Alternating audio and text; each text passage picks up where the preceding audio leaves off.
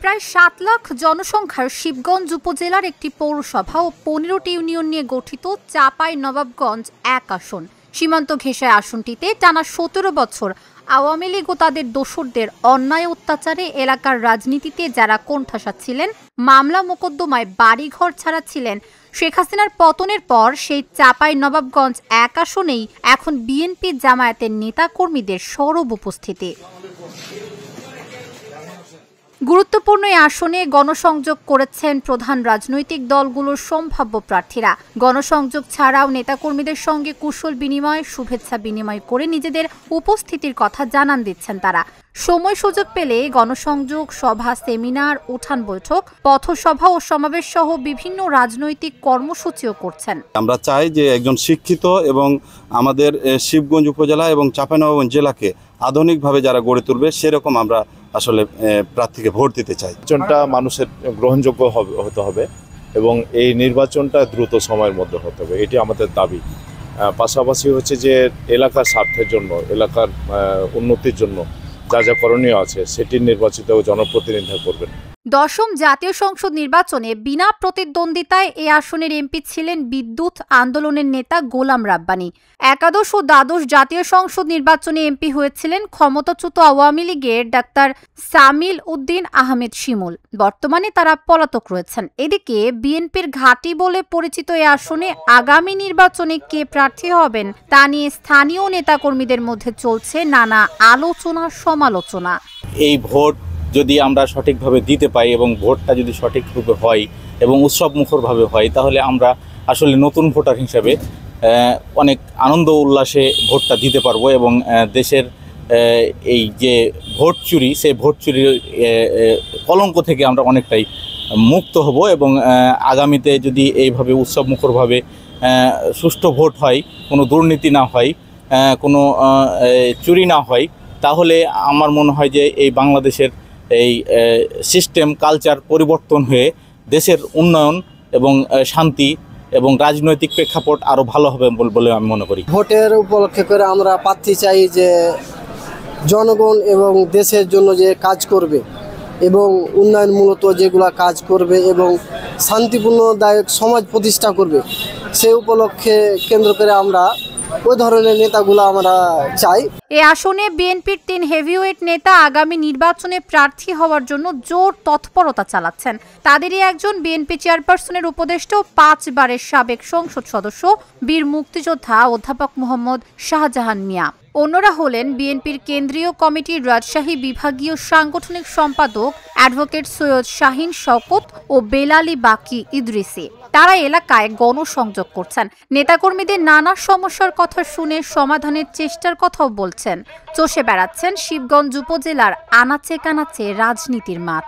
সৎযোগ্য ঘুষ থেকে অপসারণ এ ধরনের বা আমাদের উন্নয়নে, দেশের উন্নয়নে সহযোগিতা, মানুষ যেন উন্নয়ন করতে পারে দেশকে, বাংলাদেশকে এবং উন্নয়নশীল দেশ হিসেবে গঠিত হতে পারে এমন ব্যক্তি আমরা নির্বাচন করতে চাই। এবং নারীদের উন্নয়নের ব্যাপারে বলি, আমরা নারীরা সবসময় আমরা পিছনে পড়ে আছি। নারীদের উন্নয়নের যারা কাজ করবে এ ধরনের আমরা প্রার্থী নির্বাচন করতে চাই। এই আসনটিতে ২০১৮ সালে অধ্যাপক শাহজাহান মিয়া বিএনপির প্রার্থী ছিলেন, তবে আওয়ামী প্রার্থীর কাছে পরাজিত হন। গত কয়েক বছর ধরে তিনি নিয়মিত এলাকায় আছেন, স্থানীয় নেতারাও সাংগঠনিক কাজ করছেন তার সঙ্গে। শাহজাহান মিয়ার পাড়া মহল্লায় রয়েছে নিজস্ব ভোট ব্যাংক। এবং নির্বাচনের জন্য আমি সব সময় প্রস্তুত হয়ে আছি। আমি বিশ্বাস করি এখানে আমি নমিনেশন পাব, এটা দৃঢ়ভাবে বিশ্বাস করি এবং সেই লক্ষ্যে আমি পূর্ব থেকেই কাজ করে যাচ্ছি এবং সব সময় আমি কাজ করি, এলাকায় থাকি এবং এলাকায় মানুষের সাথে সুখ দুঃখের সাথে আমি মিলেমিশে আছি। আমি নির্বাচনের জন্য সম্পূর্ণভাবে প্রস্তুত। আমার নির্বাচন এলাকার শিবগঞ্জ উপজেলার মানুষ আমাকে অন্তরের সাথে ভালোবাসেন এবং আমার সাথে নির্বাচনে থাকবেন, এখনও আছেন, তখনও থাকবেন বলে আমি দৃঢ়ভাবে বিশ্বাস করি। অ্যাডভোকেট সৈয়দ শাহিন শওকত এই আসনে বেশ শক্ত অবস্থান তৈরি করেছেন বলে মনে করছে বিএনপির একাংশ। অন্যদিকে উপজেলা বিএনপির আরও দুটি অংশ মনে করে অ্যাডভোকেট সৈয়দ শাহিন শওকত ও বেলালী বাকি ইদ্রিসি প্রার্থী হলে হাড্ডাহাড্ডি লড়াই হবে। তারাও দলের দুঃসময়ে সাংগঠনিক কার্যক্রম চালিয়ে গেছেন। এই যে ৩-৪টি জাতীয় সংসদ নির্বাচন হয়েছে, সেখানে বিএনপির কোনো অংশগ্রহণ ছিল না, কারণ সেই সুযোগ হয়নি, যে একটা লেভেল প্লেয়িং ফিল্ড ছিল না যাতে করে একটা সুষ্ঠু নির্বাচন হয়। কাজে আজকে যে একজন তরুণ ছাত্র নেতা, সে যখন ২০ বছর বয়সে শুধু স্লোগান দিয়েছে, আজকে তার বয়স 14 বছর পরে আপনারা জানেন সে এখন একজন বিএনপির হয়তো জনপ্রিয় নেতা। সেখানে আরও অনেক নেতা আছে। এইভাবে সারা বাংলাদেশে বিএনপির নেতার সংখ্যা অবশ্যই বাড়ছে বড় দল হিসেবে, এটার প্রতিযোগিতা আছে।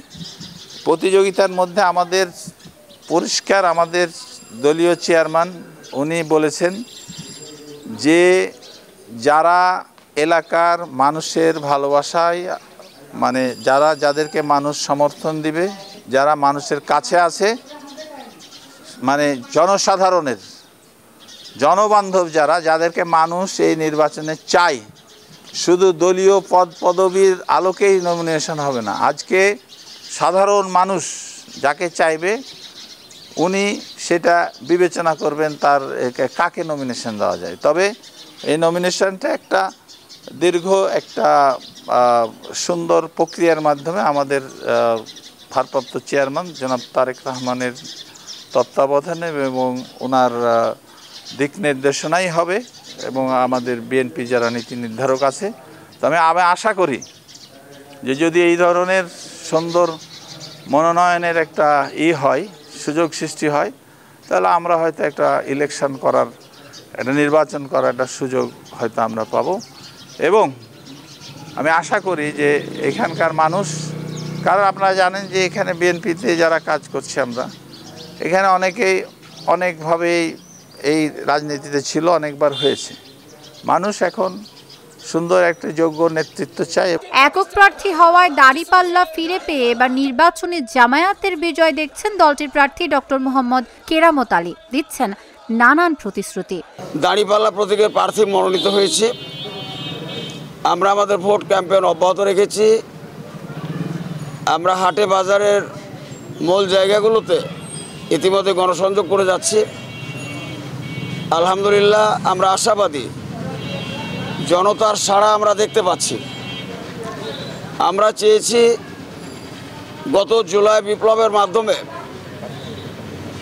মানুষের যে চাওয়া পাওয়া, বৈষম্যমুক্ত, বৈষম্য বিরোধী একটি সমাজ, মানবিক সমাজ, একটি ইনসাফপূর্ণ রাষ্ট্র, আমরা সেই আমাদের স্বপ্ন বাস্তবায়নের জন্য জনগণের কাছে আমরা আহ্বান জানিয়ে যাচ্ছি। জনগণ আমাদের সাথে সাড়া দিচ্ছেন। আমরা আশা করছি আমরা আগামী নির্বাচনে কামিয়াব হব ইনশাআল্লাহ। আমরা তো আসলে পালাই না, যারা পালাই তারাই পালিয়েছে। আমরা মনে করি যে জনগণের কাছে, জনগণের উন্নয়নের জন্য, দেশের উন্নয়নের জন্য, শেখগঞ্জবাসীর উন্নয়নের জন্য আমরা যে প্রতিশ্রুতি দিব, আমরা এটা কার্যকর করবো ইনশাআল্লাহ। আমাদের পকেট ভারী করার কোনো উদ্দেশ্য নেই। আমাদের পকেটে জনগণের কোনো সম্পদ যাবে না। আখের গুছানোর কোনো টার্গেট আমাদের নেই। আমাদের টার্গেট হচ্ছে শিবগঞ্জের উন্নয়ন, এদেশের মানুষের আশা আকাঙ্ক্ষা প্রত্যাশা যা তা পূরণ করা। আমরা ইতিমধ্যে দেখেছি আমাদের সংগঠনের আমিরে জামাত আমাদের জাতীয় সমাবেশ থেকে তিনি বলেছেন যে আমাদের দল নির্বাচিত হলে, ক্ষমতায় গেলে আমাদের দলীয় এমপিরা তারা ট্যাক্স ফ্রি গাড়ি নেবে না, তারা কোনো প্লট ফ্ল্যাট নেবে না, কোনো বিশেষ সুবিধা নেবে না। এখান থেকেই প্রমাণিত হয় যে আমরা আমাদের সংগঠনের নেতার প্রতি আমরা আনুগত্যশীল। আমরা আমাদের ব্যক্তিগত সুবিধার কোনো চিন্তায় আমাদের মাথায় থাকবে না। আমাদের থাকবে জনগণের সুবিধা, জনগণের কল্যাণ।